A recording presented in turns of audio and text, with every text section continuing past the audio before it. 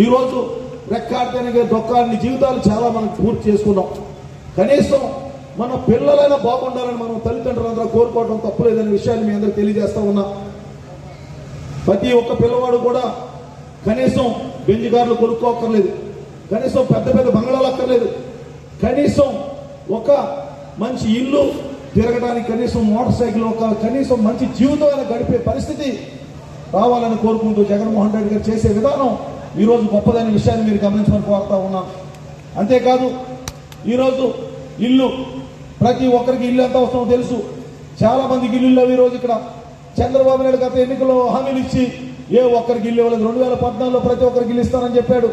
కానీ 14 నుంచి 19 వరకు కానీ 14 సంవత్సరాలు ముఖ్యమంత్రిగా పనిచేసి ఏ ఒక్కరోజు కూడా ఏ ఒక్కరికి ఇల్లు ఇవ్వలేదనే విషయాన్ని మీరు గమనించండి. మన జగన్మోహన్ రెడ్డి గారు వచ్చారు.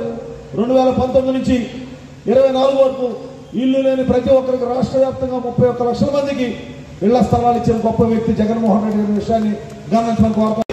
ఎమ్మెల్యేగా పోటీ చేస్తున్న నాకు రెండోది ఎంపీగా బొత్స ఝాన్సీ గారు పోటీ చేస్తా ఉన్నారు. బొత్స ఝాన్సీ గారు చాలా విద్యావంతురాలు.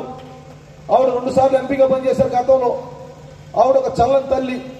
అటువంటి తల్లిని మనం ఎన్నుకుంటే మనకు ఊరికి మంచి చేస్తారని 2 ఓట్లు కూడా ఫ్యాన్ గుర్తు మీద వేసి మన దేవుడు లాంటి జగన్మోహన్ రెడ్డి గారిని మనం గెలిపించుకోవాలని మీ అందరినీ కూడా ప్రార్థిస్తూ, మీరు ఒక్కసారి ఇంటికి వెళ్ళిన తర్వాత నేను చెప్పిన ప్రతి మాటని మీ కుటుంబం ఒక్కసారి మాట్లాడుకుని ఏది మంచి అంటే అదే చేయమని నిర్ణయానికి మీకే వదిలిపెడతా ఉన్నానని తెలియజేస్తూ నేను సెలవు తీసుకుంటా ఉన్నాను.